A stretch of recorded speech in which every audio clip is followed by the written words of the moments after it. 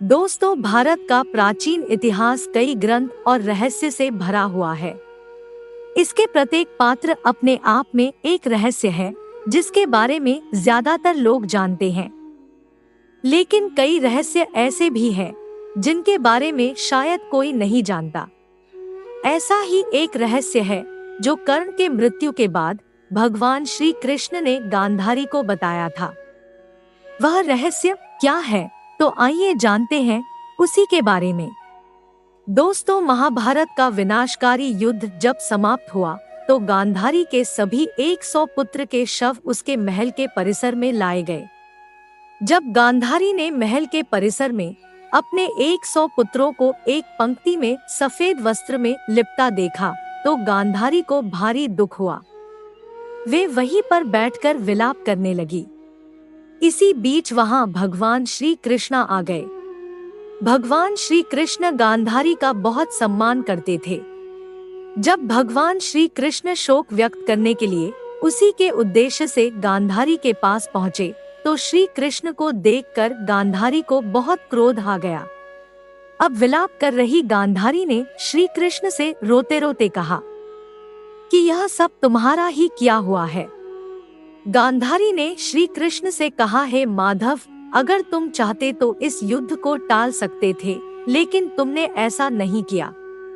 गांधारी ने श्री कृष्ण से कहा, मैं इस कृत्य के लिए तुम्हें कभी क्षमा नहीं करूंगी।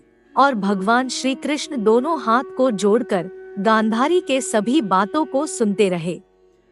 तब क्रोधित गांधारी ने श्री कृष्ण को श्राप दिया कि हे माधव, जिस तरह से आपने मेरे वंश का नाश किया है उसी प्रकार तुम्हारे वंश का आपस में लड़ते हुए नाश हो जाएगा। जिस प्रकार मेरे सामने मेरे पुत्रों का अंत हुआ है, ठीक उसी प्रकार तुम्हारी आंखों के सामने तुम्हारे यादव कुल का विनाश हो जाएगा। इस श्राप को पाने के बाद श्री कृष्ण गांधारी से कहते हैं, हे माता, आपका श्राप मुझे स्वीकार है। किंतु हे माता, क्या आपको ज्ञात है इस युद्ध का सच क्या है? आप मेरे साथ चलिए माता, उस कुरुक्षेत्र की भूमि पर जहां महाभारत का विनाशकारी युद्ध हुआ था।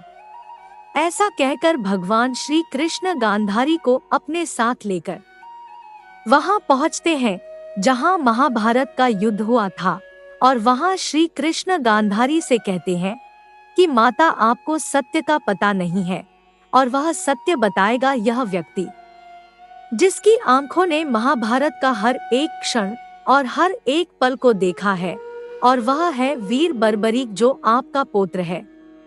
अब वही आपको सत्य से अवगत कराएगा। अब यह सुनने के बाद गांधारी बर्बरीक से कहती है, पुत्र बर्बरीक, अब तुम ही बताओ, क्या वासुदेव ने मेरे पुत्रों का छल से वध नहीं करवाया? क्या मेरे पुत्र दुर्योधन की रक्षा कर रहे उसके मित्र कर्ण को छल से नहीं मारा गया है? अब यह सुनकर बर्बरीक कहते हैं, मैं आपकी बातों से सहमत हूँ माता। ये सब वासुदेव श्री कृष्ण ने ही करवाया है। लेकिन माता, आप कौन से पुत्रों की बात कर रही हैं? और कौन दुर्योधन, कौन कर्ण? सत्य तो यह है माता, अगर कुरुक्षेत्र में कोई था तो केवल एक ही महापुरुष भगवान वासुदेव थे। जिसने प्रहार किए वे वासुदेव ही थे, और जिस पर प्रहार हुए वे वासुदेव ही थे। उनके अतिरिक्त कुरुक्षेत्र में कोई और उपस्थित ही नहीं था माता। अब गांधारी कहती है, यह तुम क्या कर रहे हो पुत्र? यह सुनकर स्वयं वासुदेव कहते हैं, हे राजमाता, इसका अर्थ शब्दों से कभी नहीं बयां होता। इसको समझने के लिए आपको दृश्य को दिखाना पड़ेगा। ऐसा कहकर भगवान श्री कृष्ण ने गांधारी को अपनी दिव्य दृष्टि दे दी। अब वे महाभारत का युद्ध दोबारा दिखाते हैं, जहां गांधारी को हर रूप में वासुदेव श्री कृष्ण ही नजर आते हैं। यह सब देखकर गांधारी को समझ में आता है कि श्री कृष्ण ही जीवन और कृष्ण की मृत्यु है, यानी श्री कृष्ण साक्षात ईश्वर है। गांधारी तुरंत ही श्री कृष्ण के पैरों में गिर पड़ी और उन्होंने श्री कृष्ण से अपनी गलती के लिए क्षमा मांगी। लेकिन श्री कृष्ण ने गांधारी को शांत करते हुए कहा, हे माता, आप दुखी ना हो, ये श्राप मेरे ही इच्छा से मुझे मिला है, मुझे आपसे इसी क्षण की प्रतीक्षा थी। हे माता, मैं आपके श्राप को ग्रहण करता हूँ। श्राप देने से यदि आपके मन को शांति मिलती है तो ऐसा ही होगा। ऐसा कहकर वासुदेव वहां से चले गए और द्वारिका आकर रहने लगे। दोस्तों, आपका इस बारे में क्या कहना है, हमें कमेंट बॉक्स में जरूर बताएं। और वीडियो अगर पसंद आए तो इसे लाइक शेयर करना बिल्कुल भी मत भूलिएगा। साथ में हमारे चैनल को सब्सक्राइब कर लीजिए। हम आपको मिलते हैं दूसरी वीडियो में, तब तक जय श्री कृष्ण।